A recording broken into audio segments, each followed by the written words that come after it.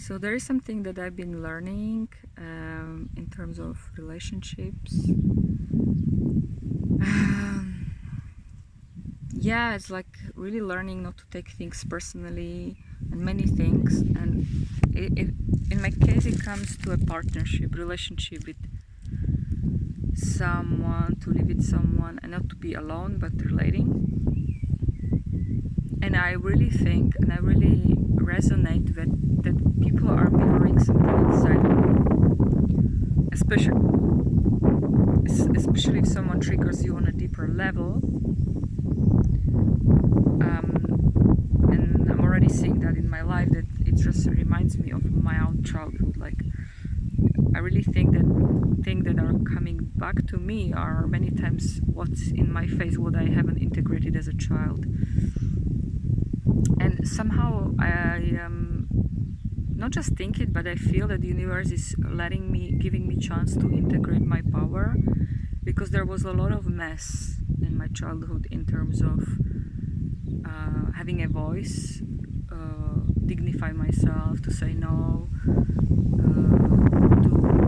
not to feel humiliated by my father, or the way I saw, or I created story, I felt sad, or I created something about others, my kind of wall, because my father was very patriarchal. So somehow my story is about that everyone is patriarchal, everyone is narcissistic. So somehow I don't have a strong matrix into trusting that people are not, at times, that they are really like, I really don't believe that people are like, there's something in me that don't believe that people are not narcissistic. And this is, I think, life is showing me, because my current friend, kind of a partner, there is a spectrum, I call it spectrum of narcissistic or self-centered, and I call it also weak inner structure, because of course there is not so much being strong in yourself to be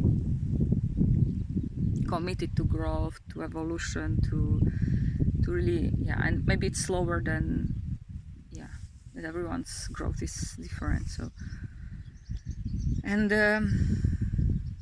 yeah, this is what I really keeps me also being strong in such relating, when I feel like these words should not be used like that, or he should not talk to me, or he should appreciate me more, or I wish he sees the context of what I'm working on, or like these things that I'm craving and relating, to be seen, to be heard, to be, yeah, like what I'm like really feeling more in myself that I want, and I'm able to speak it out also. So yeah, so this is this part of my like evolution, the strength that, like, your partner, your friend is a mirror. Even if it's very challenging, it's the gold in a way, because it's the mirror of your deepest wounds. Like, and I have spaces where I can be helped for that, like spaces like possibility management, where it's like they working on creating a new culture and working with a lot of kind of therapy, but it's more creating context for a new culture, not patriarchy. But there are a lot of possibilities to hold space for each other, to be heard, to be listened. And so I don't feel alone, and I'm highly encouraged to team up always with someone and to hold space, let's say, also as a whatever. And so I don't feel alone in that sense. I feel encouraged not to be alone, in fact, more and more. And this is complete change. And yeah, it's very interesting. I just wanted to share this part of my own strength. Next steps is like, I keep looking at it, this relating that is challenging for me, because the other, let's say, hasn't got us so much this strength. And I don't want to be against narcissism. I'm not here to be against the spectrum where people are in their self-centeredness, and there are many beautiful parts in each being when they come alive, the unconditional loving, and everyone has their beauty, no matter what, no matter how much they are judged for their level of narcissism and stuff like that.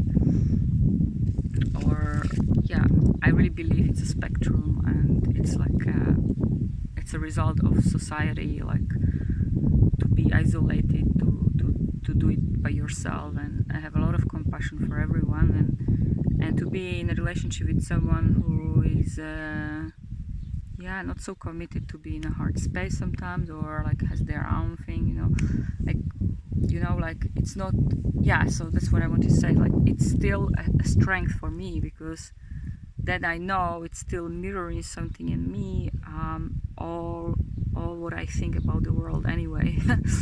So it's like I really think about the world like that, and deep inside. And although I experience vastness of consciousness evolution, and I put my life investment into studying and being with conscious evolutionary beings, so that's a lot of reward coming that way for me.